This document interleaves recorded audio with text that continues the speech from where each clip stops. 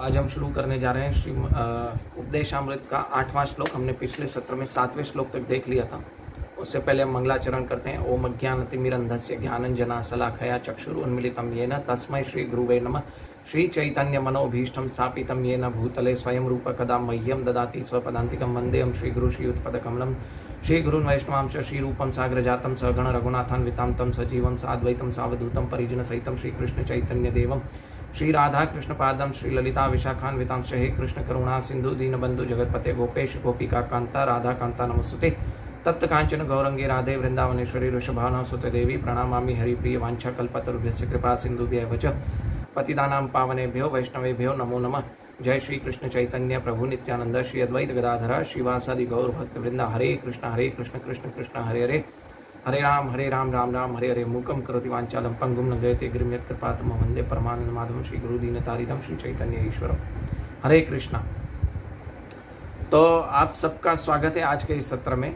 आज का लेक्चर जो है बहुत ही इंपॉर्टेंट होने वाला है। ये उपदेशामृत किताब है, उसका 8वां नंबर श्लोक पढ़ेंगे आज। हमने 7वें नंबर श्लोक तक कर लिया है। तो आज का हमारा टाइटल है साधना से समाधि तक। तो साधना से समाधि तक कैसे पहुंचा जाए, ये 8वें श्लोक में श्रील रूप गोस्वामी हमें बताते हैं। तो साधना से समाधि तक पहुंचने से पहले हम देखेंगे, पहले हमने 7वें श्लोक में क्या देखा था। 7वें श्लोक में हमने देखा था भवरोग से क्या निकलने का रास्ता क्या है, भवरोग से, है ना, कैसे निकले, भवरोग से कैसे निकलने का रास्ता क्या है, वो हमने 7वें श्लोक में देखा था। तो 7वें श्लोक में हमने डिस्कस किया कि भवरोग से निकलने के लिए भगवान का नाम रूप गुण लीला आदि का स्मरण करना चाहिए हमें। और 8वें श्लोक में ऐसे चर्चा हो रही है कि भगवान में मन कैसे लगाएं और भगवान में मन क्यों लगाएं और कैसे लगाएं, और उसके बाद साधना से समाधि तक कैसे पहुंचा जाए, ये श्री रूप गोस्वामी इस 8वें श्लोक में बताते हैं, है ना। और हम इस श्लोक का पहले हम श्लोका पढ़ेंगे, अनुवाद पढ़ेंगे और उसको फिर आगे हम चर्चा करेंगे।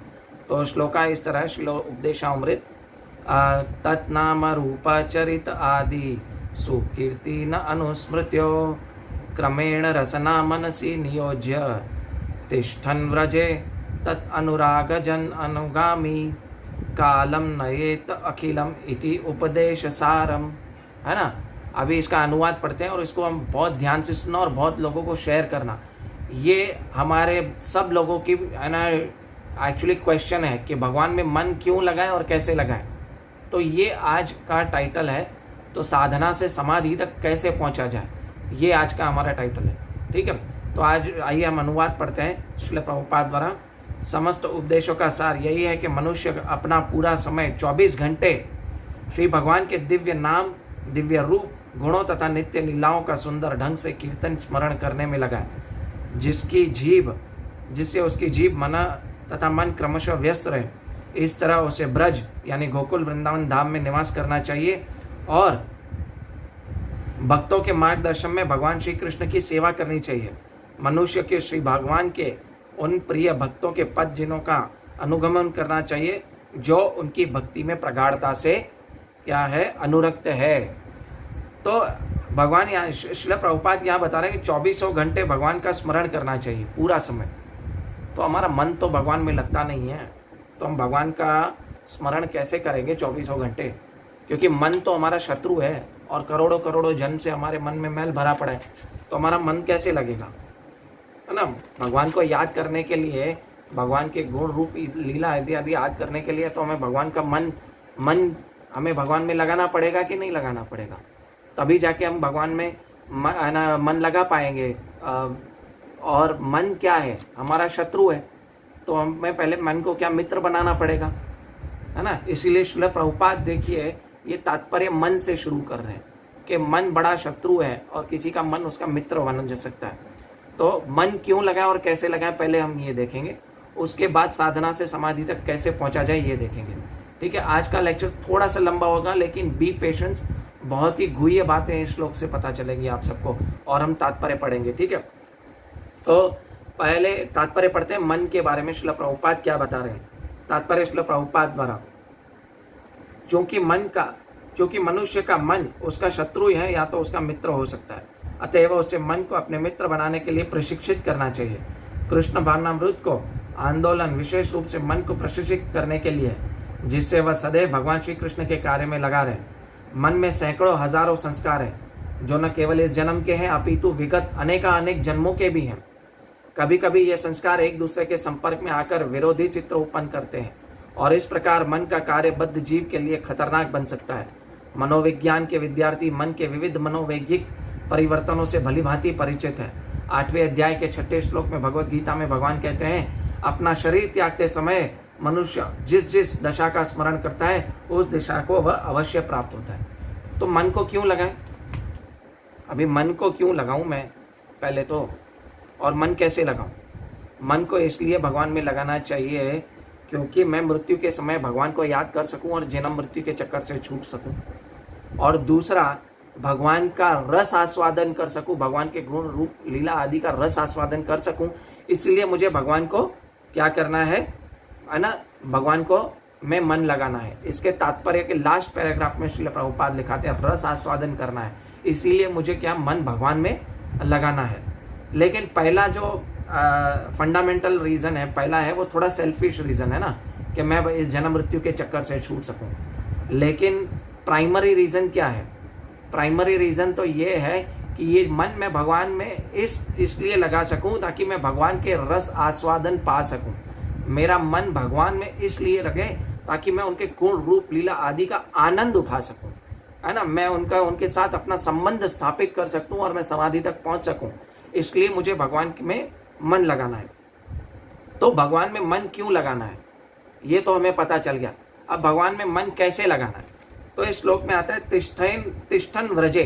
तिष्ठन व्रजे यानी वृंदावन में रहना है।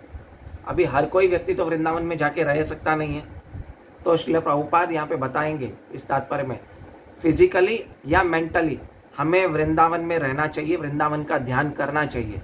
ठीक है, एक बार वृंदावन अगर आप होके आए तो आपको उसका मेंटली उस, है ना, हम है ना भजन गाते हैं ना, कौन सा गाते हैं, है ना, जय राधा माधव कुंज बिहारी गोपीजन वल्लभ गिरिवरधारी यशोदानंदन ब्रजजन रंजन, है ना, यशोदानंदन ब्रजजन रंजन। तो ये मन, मैं एक बार अगर वृंदावन में होके आऊं तो मेरा मन जो है ना वृंदावन में लगना चाहिए, मेंटली भी लगना चाहिए, है ना। उसको कैसे लगाना है, श्रील प्रभुपाद भक्ति रसामृत सिंधु के 2 श्लोक का कोट करते हैं इस तात्पर्य में, हम उसको पढ़ेंगे। खाली भजन ये टी शर्ट पे लिख देना, बहुत सारे लोगों की टी शर्ट पे लिखा होता I lost my heart in Vrindavan. नहीं, मन को कैसे लगाना है, how you lost your mind in Vrindavan, उसकी एक्चुअल प्रैक्टिकल रीजन यहाँ पे श्रील प्रभुपाद बता रहे हैं कैसे लगा सकते हैं हम, है ना, मन वृंदावन में, और मन भगवान की रसास्वादन में कैसे लग सकता है, उसका प्रैक्टिकल रीजन, है ना। वृंदावन में भक्तों के क्या ध्यान करें, भक्तों के साथ भगवान के संबंध का ध्यान करें, जैसे वात्सल्य रस, माधुर्य रस, है ना, सखार रस, इन चीजों का हमें ध्यान करना है, तब जाके हमारा मन भगवान में लगेगा। और कैसे ध्यान करना है, भगवान से प्रेम करें। उसके लिए हमें क्या करना पड़ेगा कि भगवान के कृष्ण के साथ उनके भक्तों का और श्रील प्रभुपाद की जो किताबें हैं उनको पढ़ेंगे, तब जाके हमारा मन भगवान में लगेगा। तो भक्ति रसामृत सिंधु से श्रील प्रभुपाद 2 श्लोक का कोट करते हैं, हम उसको पढ़ेंगे। लेकिन उससे पहले श्रील प्रभुपाद बताते हैं कि मृत्यु के समय जीवन, मन, बुद्धि अगले जीवन के लिए एक विशेष प्रकार का सूक्ष्म स्वरूप शरीर का निर्माण करता है। यदि वह मन सहसा वस्तु से संबंध सोचता है तो हितकर नहीं है, तो उसका अगले जन्म उसके अनुसार ही जन्म लेना पड़ता है। अगर मन हमारा जो है, ज़्यादा से ज़्यादा लोगों को शेयर कीजिएगा, अगर एक समोसा खाने की भी इच्छा होगी ना, तो मेरा सूक्ष्म शरीर वो वापस मैं दूसरा जन्म लेना पड़ेगा। तो मन मेरा 24 घंटे भगवान में कैसे लगे, ये श्रील प्रभुपाद बता रहे हैं। अतएव श्रील रूप गोस्वामी भक्तों को अपने मनों को प्रशिक्षित करने का उपदेश दे रहे हैं, है ना। इसका प्रैक्टिकल बता रहे हैं, कैसे बता रहे हैं, कैसे करना है मन को, जिससे वह भगवान में श्री कृष्ण के अतिरिक्त और कुछ भी स्मरण न कर सके। इस प्रकार जीव को केवल भगवान श्री कृष्ण के विषय में बोलने के लिए और केवल कृष्ण प्रसाद चखने के लिए प्रशिक्षित करना पड़ेगा। श्रील रूप गोस्वामी आगे सलाह देते हैं, तिष्ठेन व्रजे, यानी मनुष्य को वृंदावन में या व्रज भूमि के किसी भी भाग में रहना चाहिए। इसका इट डजंट मीन कि आप वृंदावन में जाके रह जाओ, क्योंकि सहजिया लोग क्या करते हैं, तिष्ठेन व्रजे, तो वो क्या करते हैं, जाके है ना सहजिया लोग वृंदावन में रहते हैं और बोलते हैं देखो श्रील रूप गोस्वामी ने उपदेशामृत में बोला है ना तिष्ठेन व्रजे। नहीं, इसका मतलब ये नहीं है। सेवा कौन करेगा? वो लोग सेवा करते नहीं है, नाम जप करते नहीं है, वो लोग क्या करते हैं, सिर्फ और सिर्फ सहजिया बन के रह जाते हैं, है ना। कोई मोर, कोई सोचता है मैं मोर हूँ, ये हूँ, वो हूँ। ये सहजिया भाव हम में नहीं आना चाहिए। हमें भगवान की सेवा करके भगवान में मन लगाना है ना। तिष्ठेन व्रजे, मनुष्य को वृंदावन में या व्रज भूमि में किसी भी भाग में रहना चाहिए। ब्रज भूमि 84 कोस के क्षेत्रफल तक मानी जाती है। 1 कोस 2 वर्ग मील के बराबर होता है। जब मनुष्य वृंदावन को अपना आवास बनाता है तो वहां किसी समुन भक्त के शरण में ग्रहण करनी चाहिए। इस तरह मनुष्य को भगवान श्री कृष्ण तथा उनकी लीलाओं के विषय में सोचना चाहिए। आ गया ना, हम मेंटली भगवान श्री कृष्ण की लीलाओं के बारे में सोचना चाहिए। अभी श्रील भक्ति रसामृत सिंधु के भगवान है ना श्रील प्रभुपाद 2 श्लोक का कोट कर रहे हैं।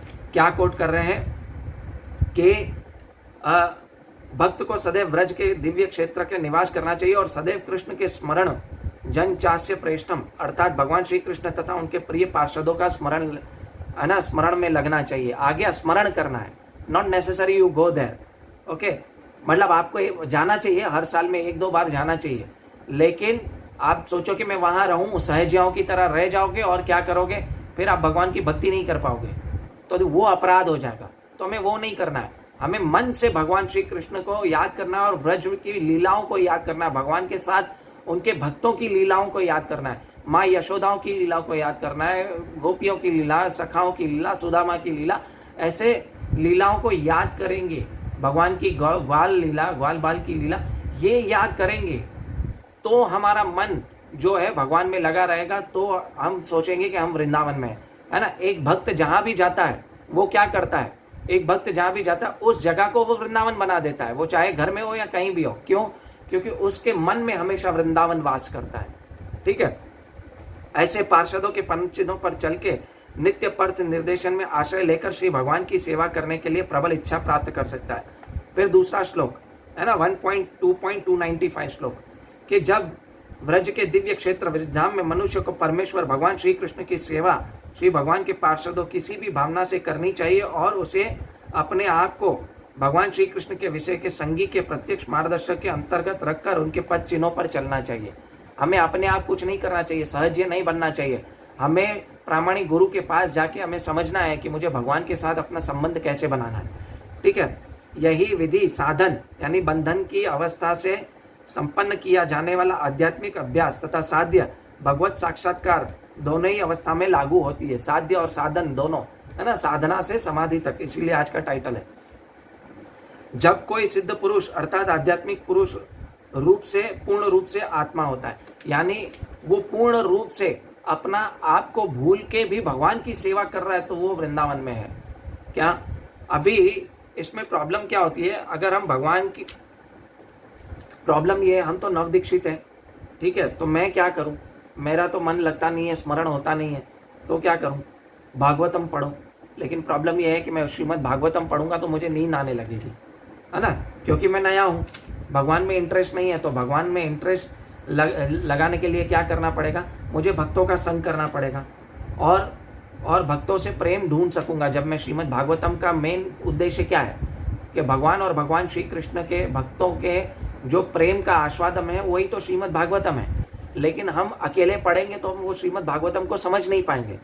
तो हमें क्या करना चाहिए, भगवान के इसमें इंटरेस्ट पैदा हो सके तो मुझे क्या करना चाहिए कि श्रील रूप गोस्वामी क्या सलाह दे रहे हैं इस श्लोक में, कि भगवान और भक्तों के प्रेम का स्मरण करूं, पर वहां तक पहुंचने के लिए मुझे क्या करना पड़ेगा। मुझे मैं तो नवदीक्षित हूं, इसलिए श्रील रूप गोस्वामी क्या सलाह दे रहे हैं कि उस तक पहुंचने के लिए, भगवान से आकर्षण प्राप्त करने के लिए, हमें प्रेम करने के लिए हमें क्या करना है, हमें सिर्फ भगवान के नाम का श्रवण नहीं करना है, हम भगवान के नाम का श्रवण नहीं करना है, हमें भगवान के गुण रूप, है ना, लीला इत्यादि का भी श्रवण करना है ना। श्रील भक्ति सिद्धांत सरस्वती ठाकुर को श्रील प्रभुपाद इस कोट में इस तात्पर्य में कोट कर रहे हैं कि हम लोग क्या कर रहे हैं, एक्चुअली सिर्फ भगवान के नाम का स्मरण कर रहे हैं, हम भगवान के गुण रूप लीला आदि का स्मरण कर ही नहीं रहे, इसीलिए हमारा भगवान में मन नहीं लग रहा है। हालांकि नाम में इतनी पोटेंसी है, बट समाधि तक पहुंचना है तो हम ये समझ नहीं पाएंगे कि हमें हमें क्या है कि हम फालतू की दूसरी कॉस्मोस फिलोसॉफी वगैरह डिस्कस करते हैं श्रीमद् भागवतम से, वो भी नेसेसरी है, लेकिन हमें क्या करना चाहिए, भगवान और भगवान के भक्तों के साथ जो आदान प्रदान है, जो भगवान और भक्तों के साथ जो उनका गाढ़ प्रेम का संबंध है, जब वो जाके डिस्कस करेंगे तो हम क्या करेंगे कि है ना भगवान के साथ प्रेम के अपने साथ संबंध को स्थापित कर सकेंगे, अदरवाइज हम नहीं स्थापित कर पाएंगे। तो इसलिए श्रील भक्ति सिद्धांत सरस्वती ठाकुर को कोट कर रहे हैं कि पहले श्रवण करना है, श्रवण करने के बाद हमें श्रवण दास बनना है, श्रवण दास, उसके बाद हमें बनना पड़ेगा वरण दास, उसके बाद हमें बनना पड़ेगा स्मरण दास, तब हम जाके समाधि के है ना लेवल तक पहुंच पाएंगे। श्रील प्रभुपाद ये तीनों लेके आएंगे इस तात्पर्य में। पहले श्रवण के बारे में बता रहे हैं कि श्रील भक्ति सिद्धांत सरस्वती ठाकुर ने इस श्लोक के निम्न प्रकार टीका दिया, जिसने अभी तक कृष्ण भावनामृत में रुचि का विकास नहीं कर लिया है, उसे सारी भौतिक प्रेरणाओं को त्याग कर देना चाहिए और सन्मत विधि विधानों अर्थात भगवान श्री कृष्ण तथा उनके नाम गुण रूप लीला आदि का कीर्तन तथा स्मरण पालन करते हुए अपने मन को प्रशिक्षित करना चाहिए। आ गया, सिर्फ नाम नहीं, गुण रूप लीला आदि। हम नाम का श्रवण करते हैं लेकिन भगवान श्री कृष्ण की गुण रूप लीला आदि का कभी श्रवण नहीं करते हैं, हमें वो भी श्रवण करना चाहिए। ठीक है, इस प्रकार ऐसी वस्तुओं के लिए रुचि उत्पन्न करके मनुष्य को वृंदावन में रहने तथा किसी योग्य भक्त के निर्देशन एवं संरक्षण भगवान श्री कृष्ण के नाम यश लीलाओं तथा गुणों का स्मरण करने में अपना समय बिताना चाहिए और भक्ति के अनुशीलन के विषय में समस्त उपदेशों का यही सारांश है ना। हम जब तक गुण रूप नाम लीला आदि श्रवण नहीं करेंगे तो हम उसको एक्सेप्ट नहीं कर पाएंगे, यानी वरण नहीं कर पाएंगे, और जब तक वरण नहीं होगा तब तक हमें उन लीलाओं का स्मरण नहीं होगा, और जब तक स्मरण नहीं होगा तब तक हम 24 घंटे क्या वृंदावन की जो हमारी वृंदावन में रहने की जो मानसिकता को हम पूरा नहीं कर पाएंगे। वृंदावन में मैं 24 घंटे कैसे रख सकूं, भगवान का स्मरण 24 घंटे में कैसे कर सकूं, अपने आप समाधि तक कैसे पहुंच सकूं, ये मैं नहीं कर पाऊंगा जब तक मैं भगवान की गुण रूप नाम लीला आदि का श्रवण नहीं करूंगा।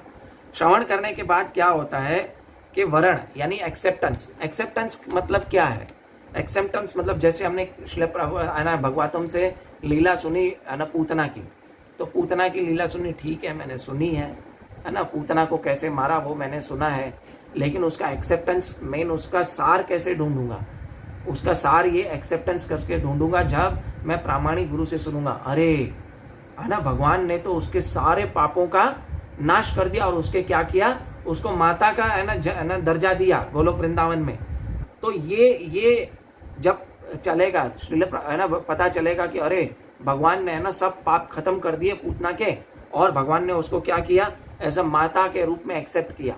तो श्रवण के बाद क्या होगा है ना, क्या होगा, वरण यानी एक्सेप्टेंस करेंगे, तभी जाके हम है ना उन लीलाओं को, भगवान की लीलाओं को समझ पाएंगे। और वो हमें किससे सुनना है? किसी प्रामाणिक गुरु के पास जाके सुनना है, किसी प्रामाणिक भक्त के पास जाके सुनना है ना। अगर श्रवण की अंडरस्टैंडिंग नहीं होगी तो हमें भगवान से आसक्ति नहीं होगी, यानी वरण नहीं होगा, एक्सेप्टेंस नहीं होगा। जब तक हम श्रवण की अंडरस्टैंडिंग हो जाएगी तब तक हमें वरण यानी एक्सेप्टेंस हो जाएगा कि हाँ भगवान सही में ऐसा कर सकते हैं। ठीक है, एक सिंपल सी मैं एक स्टोरी बताऊंगा कि एक बार नारद मुनि भगवान के पास जा रहे, तो एक मोची ने बोला कि है ना आप भगवान है ना आप है ना गोलोक धाम जा रहे हो भगवान में के पास, तो है ना देखना ना भगवान क्या कर रहे थे मुझे बताना। और एक ब्राह्मण था, पूरा पोथी पंडित था, मतलब शास्त्र वगैरह पढ़ता था, लेकिन है ना उसका है ना उसने भी बोला भगवान के क्या कर रहे हैं वो मुझे बताना। तो है ना नारद मुनि भगवान के पास गए और भगवान को पूछा कि एक मोची पूछ रहा है आप क्या कर रहे थे, और एक जो है ना ये पूछ रहा है, क्या बोल रहे हैं, एक ब्राह्मण पूछ रहा है आप क्या कर रहे थे, तो मैं उन्हें क्या बताऊं आप क्या कह रहे थे, और दोनों की श्रद्धा मुझे कैसे पता चलेगी? तो बोले कि सिंपल है, आप उनको बोलिएगा कि भगवान है ना सुई में से हाथी को निकाल रहे थे, सुई का जो होल होता है ना उसमें से हाथी को निकाल रहे थे। बोले ठीक है मैं जाके बोलूंगा। तो एक जो ब्राह्मण है उसको पहले जाके बोला कि भगवान है ना सुई के होल में से हाथी निकाल रहे थे।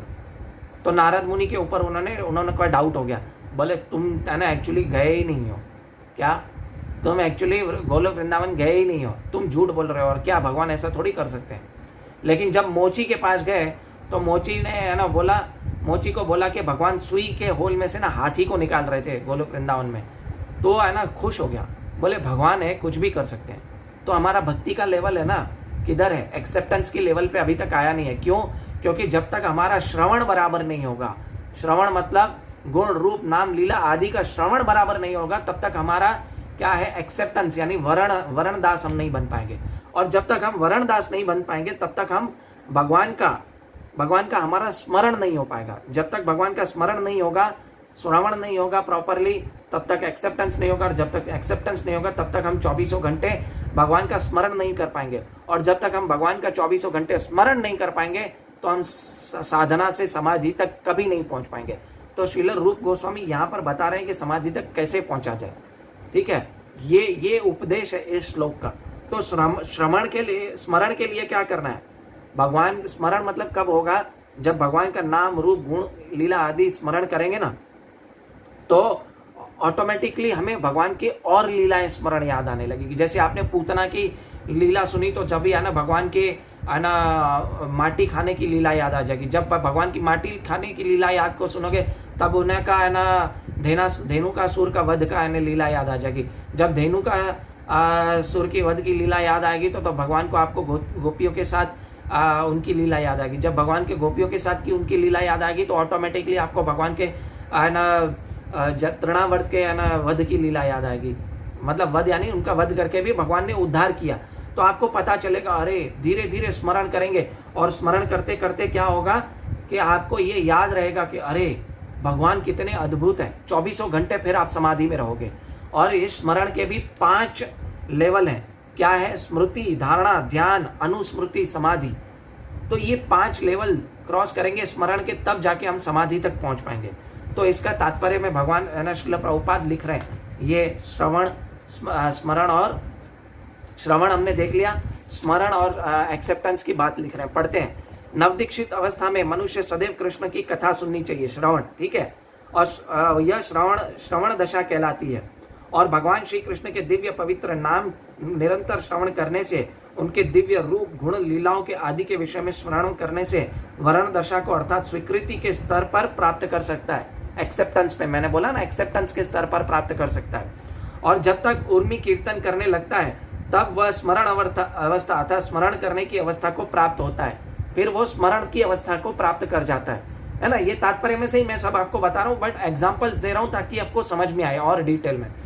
और उन्नत कृष्ण स्मरण के 5 क्रमिक अंग है। स्मरण के 5 अंग है। कौन से? स्मृति, धारणा, ध्यान, अनुस्मृति और समाधि। मैंने बताया ना, स्मृति यानी पुनरावृत्ति हो जाएगी, मतलब आपको अनुवृत्ति होने लगेगी। क्या है ना, भगवान ने ये भी लीला की है, वो भी लीला की है। फिर भगवान में ध्यान लगेगा, है ना, धारणा लगेगी, फिर अनुस्मृति और एंड में समाधि तक पहुंचोगे। और प्रारंभ में भगवान श्री कृष्ण का स्मरण थोड़े थोड़े अंतराल पर होता है, यानी स्मृति थोड़े थोड़े अंतराल पे। यानी क्या होता है कि आप कुछ काम कर रहे हो, फिर आपको भगवान की लीला याद आ गई, फिर कुछ काम याद आ गया तो फिर आपकी भगवान की लीला रुक गई याद आने से, फिर वापस थोड़ी देर के बाद आपको भगवान की लीला याद आ गई। ये स्मृति है, ठीक है। लेकिन इसके बाद स्मरण अबाध अंतराल खंडित हो जाता है, थोड़े थोड़े अंतराल पर खंडित हो जाता है। लेकिन इसके बाद स्मरण अबाध रूप से चलता है। अबाध रूप यानी समाधि के स्तर पे चलता है। जब तक स्मरण निरंतर होता है तो केंद्रित होकर वह ध्यान कहलाता है, यानी ध्यान धारणा तक जाता है। अबाध रूप से चलना यानी धारणा तक चलता है। उसके बाद क्या चलता है कि ध्यान तक आता है ना। और ध्यान के बाद जब विस्तृत होकर स्थिर हो जाता है तो अनुस्मृति तक कहलाता है। और जब अनुस्मृति अबाध रूप तक हो जाता है और वो अनवरत यानी विदाउट एनी इंटरप्शन आपको भगवान का स्मरण होता है, तो वो समाधि दशा तक प्राप्त होता है। आप देखो, जब तक आप समाधि तक नहीं पहुंचोगे तब तक आप जन्म मृत्यु के चक्कर तक नहीं छूट पाओगे। इसीलिए जो भगवान क्या बोलते हैं, मनुष्य नाम सहस्त्रेषु कश्चित इति सिद्धये, है ना। और वो सिद्धि पे हजारों लोग उस सिद्धि के मार्ग पे चलते हैं, लेकिन उनमें से कोई एक विरला ही जो है वो भगवान तक पहुंच पाता है। यानी हमें वो समाधि तक पहुंचने के लिए बहुत लेवल है। तब हमारे गिरावन में झांके कि हम कौन से लेवल पे हैं। हमारा तो श्रवण लेवल ही ठीक नहीं है, तो हम, है ना, श्रवण लेवल ही ठीक नहीं है, तो हम एक्सेप्टेंस लेवल और समाधि लेवल तक कैसे पहुंच पाएंगे, स्मरण लेवल तक कैसे पहुंच पाएंगे। इसीलिए हमें क्या है, हमारा श्रवण लेवल जो है, श्रवण लेवल यानी नाम जपते हैं वो, प्लस भगवान की कथा, गुण, रूप, लीला आदि का स्मरण करना चाहिए। जैसे माता रुक्मणी, उन्होंने क्या किया, भगवान को देखा नहीं था, लेकिन क्या किया, उन्होंने क्या किया कि है ना, भगवान के गुण, रूप, लीला आदि के बारे में सुना, फिर उनसे प्रेम हो गया, फिर वो 24 घंटे भगवान श्री कृष्ण के बारे में सुनती थी, तब जाके उनको भगवान मिले, भगवान का प्रेम प्राप्त हुआ। तो उसी तरह हमें भी करना है, श्रवण का लेवल हमारा बराबर बढ़ाना है। श्रवण होना चाहिए, देखो एक गुरु भी प्रामाणिक होना चाहिए, प्रशिक्षित होना चाहिए पूरा, और उसके साथ साथ एक शिष्य भी हो तो वो भी प्रशिक्षित होना चाहिए, एकदम सटीक होना चाहिए, है ना, वो अनग होना चाहिए। अनग यानी सुनने के टाइम पे फ्री फ्रॉम ऑल वाइसेस होना चाहिए, हर पापों से मुक्त होकर आपको सुनना है। वो कौन है, सिंपल एग्जांपल है परीक्षित महाराज, और जो सुनाने वाले हैं वो सुखदेव गोस्वामी है। तो हमें ऐसे परंपरा से आके सुनना चाहिए, और हमें सुनना भी होता है तो परंपरा से आए हैं जो गुरु, उनसे सुनना चाहिए, और हमें अपने सुनने का लेवल जो है वो बढ़ाना चाहिए, एक्सेप्टेंस के लेवल पे लेके जाओ एटलीस्ट। उसके बाद स्मरण ऑटोमेटिकली होता रहेगा 24 घंटे।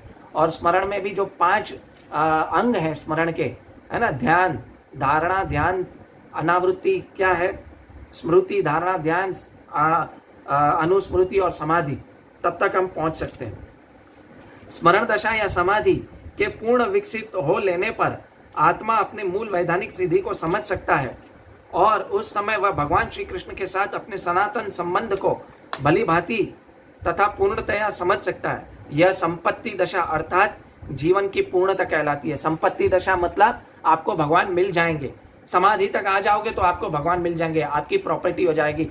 संपत्ति दशा, सुसुखम कर्तुम अव्ययम, है ना, ऐसा सुख मिलेगा, ऐसी संपत्ति सुख मिलेगा कि आपको, और कर्तुम अव्ययम, ये कभी नाश नहीं होगा।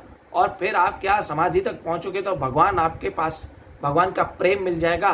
तो धारणा, है ना, भवरोग से प्रेम तक हमने पिछले 7वें श्लोक में देखा। अभी हमने देखा साधना से समाधि तक, और हमने क्या देखा, मन को भगवान में क्यों लगाएं और मन को भगवान में कैसे लगाएं, ये भी देखा।